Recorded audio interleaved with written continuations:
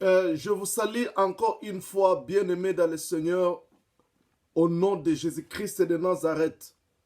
C'est votre bien-aimé Paul Ariel Malimtoto qui vient partager avec vous la parole de Dieu au travers Facebook et au travers cette petite vidéo. Aujourd'hui, nous voulons partager la parole de Dieu avec toi dans 1 Timothée chapitre 6, verset 12. La Bible dit ceci: combat les beaux combats de la foi, saisis la vie éternelle à laquelle tu as été appelé et pour laquelle tu as fait une belle confession en présence de grand nombre de témoins. Je répète, combat les beaux combats de la foi, saisis la vie éternelle à laquelle tu as été appelé et pour laquelle tu as fait une belle confession en présence de grand nombre de témoins. Combat les beaux combats de la foi. Voilà notre thème. Voilà notre topic. Bien-aimés dans le Seigneur, ici c'est l'apôtre Paul, poussé par le Saint-Esprit. Il écrit à un homme qu'on appelle Timothée. Or, Timothée veut dire adorateur de Dieu. C'est-à-dire, il s'adresse à un adorateur de Dieu. Or, bien-aimé dans le Seigneur, tout celui qui est né de nouveau et baptisé du Saint-Esprit, c'est un adorateur. C'est-à-dire, ici, l'apôtre Paul, il s'adresse à un adorateur. Le Saint-Esprit s'adresse à un adorateur. Et cet adorateur, peut-être c'est toi qui m'écoutes à ce moment. Si tu es déjà né de nouveau, c'est toi, Timothée d'aujourd'hui. C'est toi cet adorateur auquel le Seigneur s'adresse. Et qu'est-ce qu'il dit? Combat les beaux combats. Bien-aimé dans le Seigneur, l'apôtre Paul n'avait pas dit combat les combats de la foi. Mais il a dit combat les beaux combats de la foi. C'est-à-dire, bien-aimé dans le Seigneur, parlant des bons combats, c'est-à-dire il y a un mauvais combat. Qu'est-ce qu'un mauvais combat? Un mauvais combat, c'est un combat qui se fait hors des règles de la bataille. Dans une bataille, il y a toujours eu des règles. Et si tu combats en dehors des règles, tu fais un mauvais combat. Alors ici, Paul s'adresse à Timothée l'adorateur. Il s'adresse à toi en te disant combat. C'est un ordre. Combat les beaux combats de la foi. Bien-aimé, quand on parle des beaux combats de la foi, c'est un combat qui se fait selon les règles de la foi. Et comprenez, bien-aimé dans le Seigneur, quand on parle du beau combat de la foi, c'est un combat spirituel. C'est un combat qui se fait non dans les sphères physiques, mais c'est un combat qui se fait dans les sphères spirituelles. Bien-aimé dans le Seigneur, nous sommes dans la nouvelle alliance. La nouvelle alliance, c'est l'alliance de la foi. Tandis que l'ancienne alliance, c'était l'alliance de la loi. Et dans la loi, le combat était physique. Voilà pourquoi David combattait ses ennemis physiquement. Samson pouvait combattre ses ennemis physiquement. Ça, c'était dans l'ancienne alliance. Mais dans la nouvelle alliance, notre combat n'est pas spirituel, n'est pas physique, mais c'est un combat spirituel. Et si tu fais ce combat physiquement, bien aimé, tu es déjà dans un mauvais combat. Tu combats déjà en dehors des règles de la bataille du combat de la foi. Et là, tu fais un mauvais combat. La Bible dit dans Timothée, dans Éphésiens chapitre 6, la Bible nous montre le combat dans lequel nous nous trouvons. Dans quel domaine ce combat se fait? Nous sommes dans Éphésiens chapitre 6, verset 12, verset 10. La Bible dit, au reste, fortifiez-vous dans le Seigneur et par sa force toute puissante. Revêtez-vous de tous les armes de Dieu afin de pouvoir tenir ferme contre les risques du diable. Verset 12. Car nous n'avons pas à lutter contre la chair et le sang, mais contre les dominations, contre les autorités, contre les principautés, contre le prince de ce monde des ténèbres et contre des esprits méchants dans les lieux célestes. C'est pourquoi prenez tous les armes de Dieu afin de pouvoir résister dans les mauvais jours et tenir ferme après avoir tout surmonté. Bien-aimé, ici l'apôtre Paul dit que nous n'avons pas à combattre. Notre combat, notre lutte, nous n'avons pas à lutter contre la chair et le sang. Quand nous voyons la chair et le sang, nous voyons le physique. C'est-à-dire notre combat n'est pas un combat physique, c'est un combat spirituel. Bien-aimé dans le Seigneur, l'ennemi, pour t'avoir, il vient provoquer tes sentiments, il vient provoquer ta colère, il vient provoquer ta vie pour que tu puisses agir physiquement. Et bien aimé, dans ces combats dans lesquels nous nous trouvons, si tu agis physiquement, si tu combattes physiquement, tu es déjà perdant dans ce combat. Comprenez que notre combat, c'est dans les sphères spirituelles, c'est un combat spirituel. Bien-aimés dans le Seigneur, nous sommes dans l'alliance des aigles. L'aigle ne peut pas combattre sur la terre. Pour que l'aigle puisse combattre, même un serpent, il prend le serpent, il va le combattre en haut. Nous savons bien aimé que le diable, c'est le serpent ancien qui combat toujours notre vie. C'est un ennemi permanent, toujours qui essaie, quoique vaincu, il essaie toujours, il lutte pour pouvoir nous combattre, pour pouvoir nous... Mais comprenez d'abord que c'est un ennemi vaincu. Mais la Bible dit ceci. La Bible dit ceci, là dans Éphésiens chapitre 6. Revêtez-vous de tous les armes de Dieu afin de pouvoir tenir ferme contre les ruses du diable. C'est un ennemi rusé. Il ne veut pas que nous puissions comprendre qu'il est vaincu. Mais la Bible dit ceci. Résistez-les et il fuira loin de vous. Bien-aimés dans le Seigneur, comprenez que nous sommes dans un combat, mais c'est un combat de la foi. C'est un combat spirituel. C'est un combat qui se fait pas dans le domaine physique, mais c'est un combat qui se fait dans le domaine spirituel. Notre ennemi, ce n'est pas un ennemi physique. Il peut utiliser un homme physiquement pour nous avoir. Mais quand nous sommes matures dans la foi, on ne peut pas regarder la personne. Souvenez-vous, un jour, Pierre dira ceci à Jésus: tu ne vas pas mourir, loin de là, cela ne va pas t'arriver. Quand Jésus parlait qu'il va mourir. Or, la mort de Jésus, c'était le plan de Dieu. La mort de Jésus, c'était pour ça qu'il est venu sur la terre. Mais Paul et Pierre dira à Jésus: non, cela ne t'arrivera pas. Et Jésus a compris que ce n'est pas Pierre qui est en train de s'adresser à lui. Parce que Pierre, lui, ne comprenait pas. Il a dit: arrière de moi, Satan.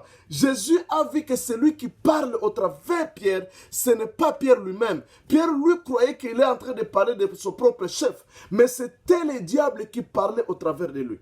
Bien-aimé dans le Seigneur, toutes ces provocations que tu as toujours eues de la part des gens, les gens te provoquent, les gens te dérangent, les gens viennent te provoquer. Je ne sais pas si c'est au travail, je ne sais pas si c'est dans votre mariage, je ne sais pas si c'est dans quel domaine de la vie. Les situations qui t'arrivent dans la vie, ils viennent te provoquer pour que tu puisses être en colère, pour que tu puisses agir physiquement, pour que tu sois dans les doutes. Bien-aimé dans le Seigneur, ces combats, comprenez que ce n'est pas un combat physique. Si tu le combats physiquement, tu es perdant.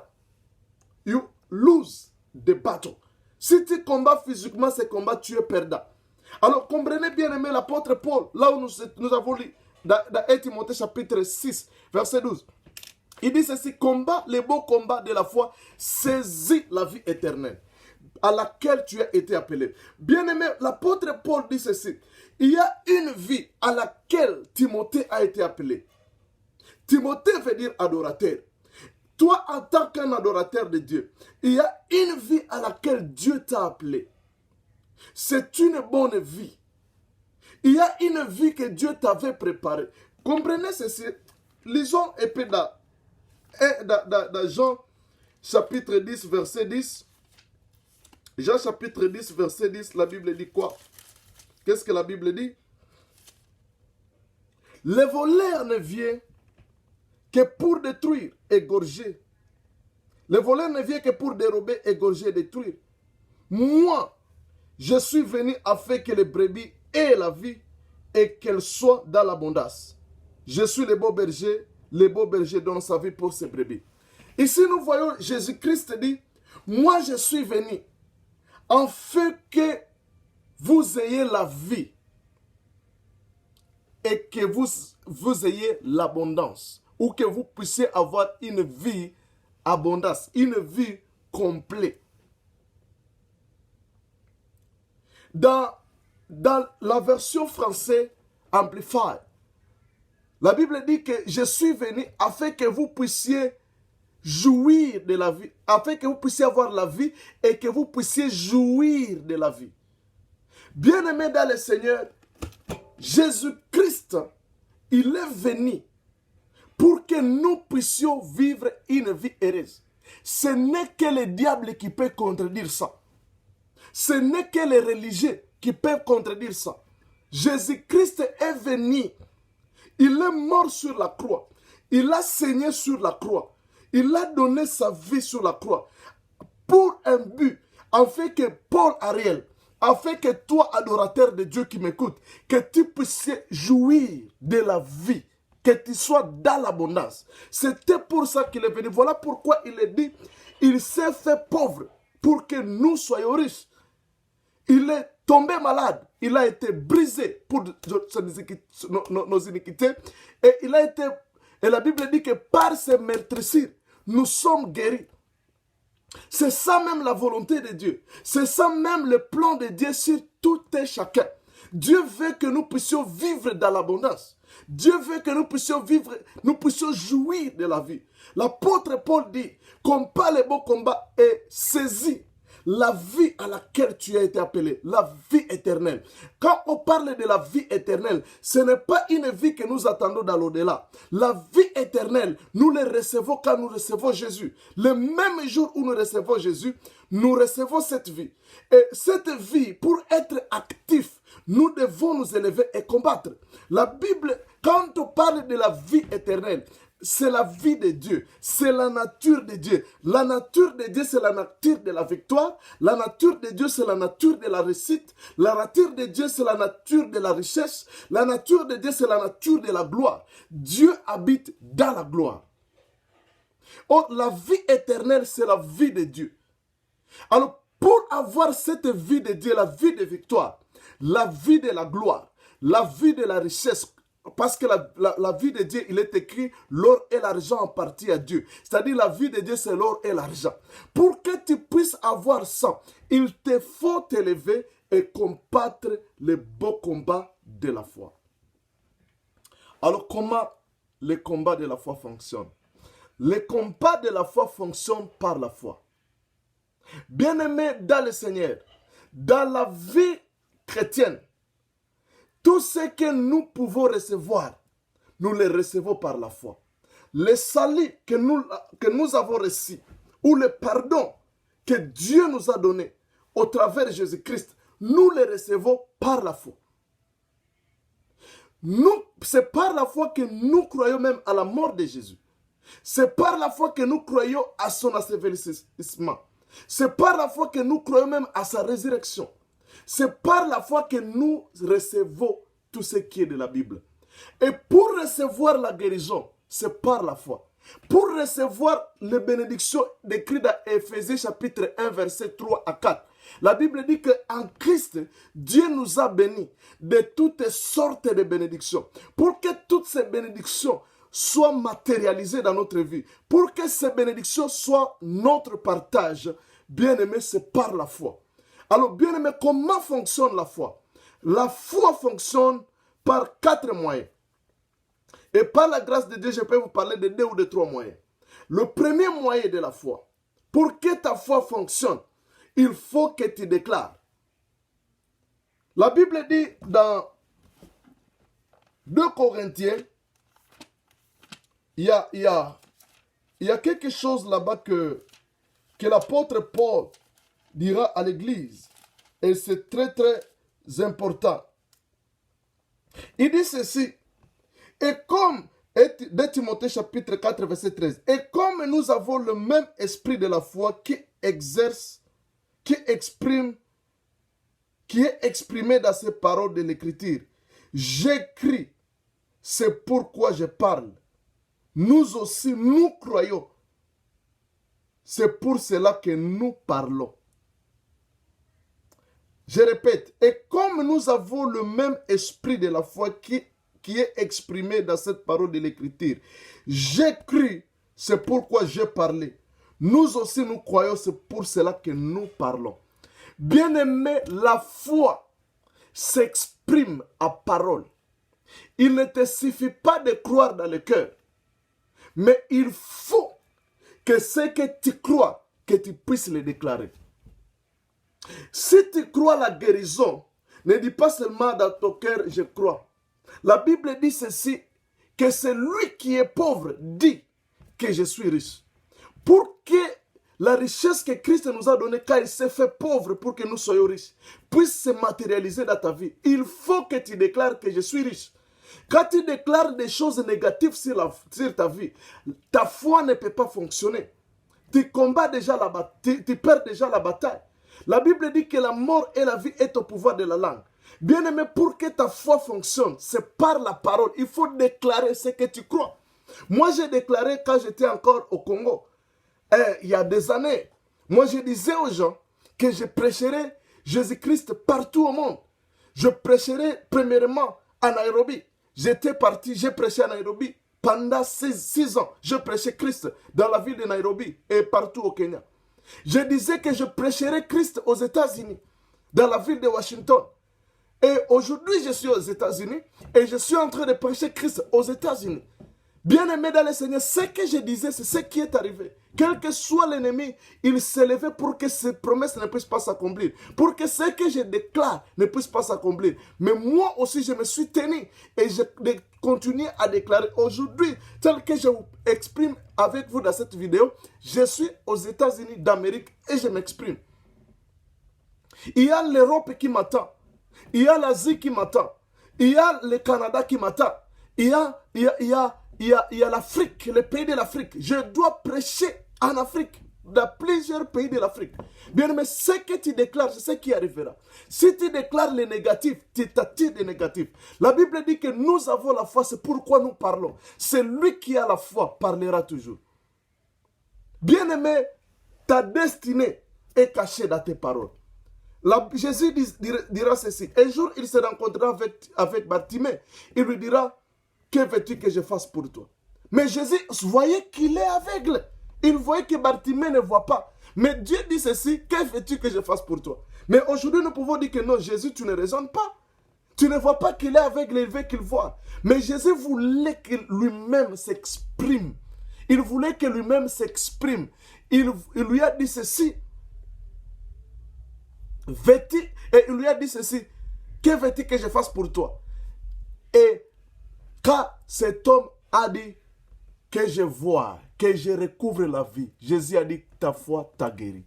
Que je recouvre la vie. Il a déclaré et Jésus a dit non, ta foi t'a sauvé. Donc la foi a fonctionné quand il a déclaré ce qu'il voulait. Bien-aimé, tant que tu ne prononces pas, tant que tu n'ouvres pas ta bouche, bien-aimé dans le Seigneur, tu vas mourir. Tant que tu n'ouvres pas ta bouche, bien-aimé, la Bible dit ceci, depuis le temps de Jean-Baptiste, le royaume de Dieu est forcé et ce sont des violents qui s'en emparent. Et ce n'est pas par la force physique que nous allons gagner cette bataille. Ce n'est pas par la force physique que nous allons nous encamparer de ce qui est à nous. Le royaume nous a été donné, mais nous nous encamparons de ce royaume par violence.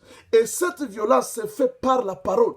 Il faut que tu confesses ce que tu veux qu'il arrive dans ta vie. La Bible dit dans Romains, chapitre 10, oh my God, I love this word. I like this word. This is very powerful and very, very important. Et qu'est-ce qui est dit dans 1 Timothée, chapitre... Non, Romains, sorry. Romains chapitre 10.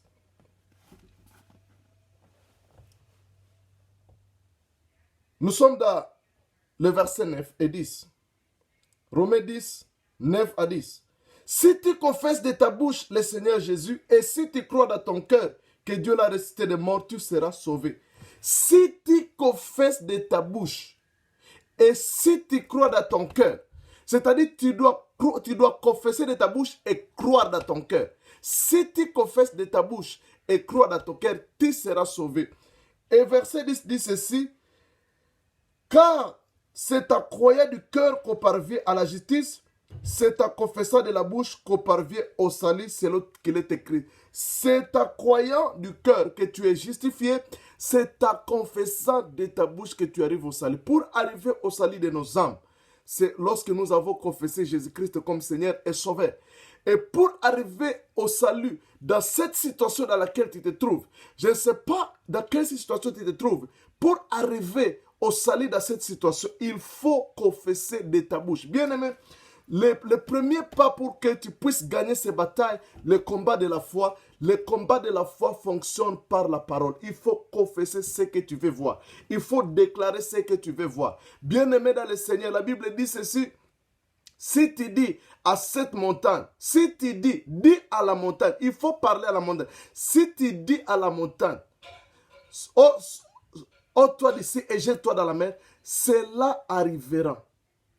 Bien-aimé, il faut que tu dis. Et dans d'autres versions, la version anglaise, la Bible dit, si tu parles à cette montagne, il te sera donné selon ce que tu as parlé. Bien-aimé, pour que tu reçoives ce que tu veux, il faut parler ce que tu veux voir. Ça, c'est la première des choses. C'est déjà 20 minutes et je ne voulais pas être long. Pour que la foi fonctionne, premièrement, c'est par la foi. C'est par la parole, c'est par la déclaration, c'est par la confession. Deuxièmement, pour que la foi puisse fonctionner, c'est par l'action. Bien-aimé, quand tu confesses, il faut aussi agir. La Bible dit que la foi sans les œuvres, la foi sans les actions correspondantes est vaine. C'est-à-dire, après avoir confessé, il faut agir. Il faut prendre, il faut faire un pas. Bien-aimé, quand la femme qui souffrait l'écoulement du sang a compris et a écouté que Jésus passait, elle a dit, si je touche ses vêtements, elle a exprimé sa foi. Elle ne s'était pas arrêtée seulement à la confession, elle est allée. Elle a fait une action. Bien-aimé, quand tu crois, fais l'action. Ce que tu crois dans ton cœur, ce que tu déclares de ta bouche, passe en action et tu verras la main de Dieu. N'attends pas seulement que non, Dieu me visitera ici, je reste ici, tu resteras là-bas éternellement. Il faut que tu te lèves et faire une action correspondante. Là, nous voyons même l'obéissance. Il faut agir, il faut l'action. Bien-aimé, ça c'est la deuxième des choses, je n'aime pas le temps. La troisième des choses, pour que la foi fonctionne, il faut avoir la vision. Il faut voir avant de voir. Il faut imaginer, c'est par la force de l'imagination. Et je ne saurais pas entrer tellement en profondeur là-bas, mais il faut, Dieu dira ceci à Abraham, là où tes yeux voient, je te les donnerai. Tous les alentours, tous les endroits que tes yeux voient, je les donnerai à toi et à ta postérité. Dieu ne peut pas te donner ce que tu n'as jamais vu. Il faut voir avant de voir. Écoutez ce que Dieu dit dans Josué. Josué chapitre 6. Josué chapitre 6, verset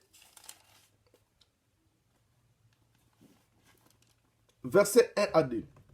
La Bible dit, Jéricho était fermé et barricadé devant les enfants d'Israël. Personne ne sortait, personne n'entrait. L'Éternel dit, vois,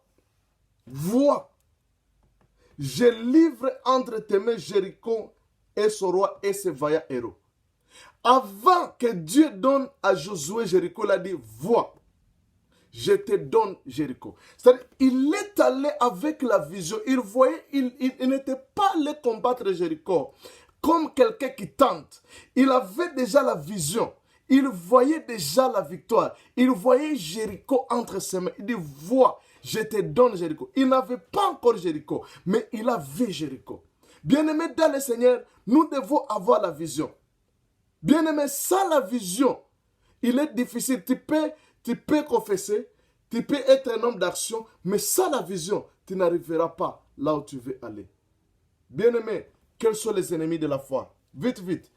Les premiers ennemis de la foi, parole négative. Deuxième ennemi de la foi, le doute. Troisième ennemi de la foi, la peur. Il y a beaucoup d'ennemis. Alors, bien-aimé dans le Seigneur, combat les beaux combats. Pour atteindre cette vie que tu désires, il te faut t'élever dans la prière. Il te faut t'élever, confesser ce que tu veux voir. Agis, agis selon ce que tu crois et commence à avoir la vision. Moi, je voyais les États-Unis. Bien aimé, il y a quelque chose qui s'était passé dans ma vie. Quand quand j'ai compris qu'il faut que je puisse être capable de visualiser ce que je désire. Il y a une vie que je visualise toujours. Je me vois, c'est qu'on appelait le château en Espagne. Moi, j'ai toujours construit ce château de l'Espagne dans mes visions. J'ai visualisé, quand je venais aux États-Unis, j'étais venu, je ne savais pas où j'allais, je ne savais pas même la maison parce que j'étais venu de manière miraculeuse, c'était Dieu. Alors, quand j'étais venu, on m'a payé les tickets pour la famille. Et, bien aimé, la maison était préparée. Je ne savais pas cette maison dans quel quartier où, mais je me disais que cette maison doit être là où il y a des arbres. Cette maison doit être dans une avenue. Dans cette avenue-là, je voyais cette avenue et la maison, quand tu entres comme ça dans cette avenue, au côté gauche, c'est là où sera ma maison. Je voyais cette maison, je voyais les arbres, je voyais cette avenue pleine d'arbres. Et j'étais en train de visualiser. Bien aimé, tu peux dire que c'est la nécromancie ou la sorcellerie. Mais bien aimé, la foi fonctionne par l'imagination. J'avais vu. Et quand j'étais venu aux États-Unis, on est allé me prendre à l'aéroport.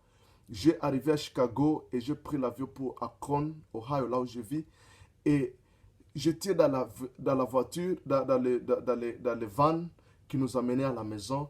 Je me demandais, bon, cette maison-là que j'ai visualisée. Je suis entré dans le quartier. Le quartier était, il y avait des arbres. Et la maison était à l'endroit même que je voyais. Et l'avenue est celle que je voyais. Bien aimé dans le Seigneur, ça fonctionne. L'imagination. Moi, j'imagine ma vie. Je vois. Voilà pourquoi la Bible dit que cette parole de la loi ne s'éloigne point de ta bouche. Médite-les jour et nuit. Méditer la parole de Dieu, c'est réfléchir, c'est entrer la parole de Dieu dans ton intelligence et commencer à voir la parole de Dieu. Bien aimé, nous devons entrer dans la dimension de ne pas seulement être des attendeurs, mais des gens qui agissent et qui voient. Si vous lisez, il y a des choses tellement spirituelles que peut-être il est difficile pour toi de comprendre par rapport à la visualisation des choses. Si vous lisez dans le livre de Habakkuk, il y a Habakkuk chapitre 2. Habakkuk chapitre 2 dit, « J'étais à mon poste et je me tenais sur la tour. Je veillais pour voir ce que l'Éternel me dirait. Je veillais pour voir ce que Dieu me dirait. » Oh my God! Dieu dira quelque chose et tu vois. Il dit, je veillais pas pour écouter ce que l'Éternel me dira. Il dit, je veillais pour voir ce que Dieu me dira. Tu dois quitter cette dimension d'écouter et d'entrer dans la dimension de commencer à voir la parole de Dieu. Quand la parole de Dieu dit que tu seras prospère, tu commences à voir cette prospérité. Quand la parole de Dieu dit que tu es guéri, tu commences à voir cette guérison. Quand l'Éternel te dit que tu es béni, tu commences à voir cette bénédiction. Ce n'est pas seulement aux oreilles, mais tu es en train, tu visualises. Et il disait, j'attendais pour voir ce que Dieu me dira. Lui, il a quitté la dimension. Il est entré dans la dimension de commencer à voir la parole de Dieu. Là, c'est la dimension de la méditation. Tu entres dans la méditation, tu commences à voir. Bien aimé, que Dieu te bénisse. Ça, c'est cette parole que nous voulions partager avec toi. Alors, laissez prier. Je te conseille de t'élever, de faire de beaux combats. Seigneur, merci pour cette parole que nous venons de partager avec les saints. Laisse que cette parole puisse aider ce peuple de Dieu, en fait qu'il puisse se tenir debout et faire de beaux combats, les combats de la foi. C'est dans le nom de Jésus que nous avons ainsi prié. Amen. Que Dieu te bénisse, mon frère. C'est votre humble serviteur chrétien. J'aime Dieu et je vous aime. Bye bye. Que Dieu vous bénisse. Amen.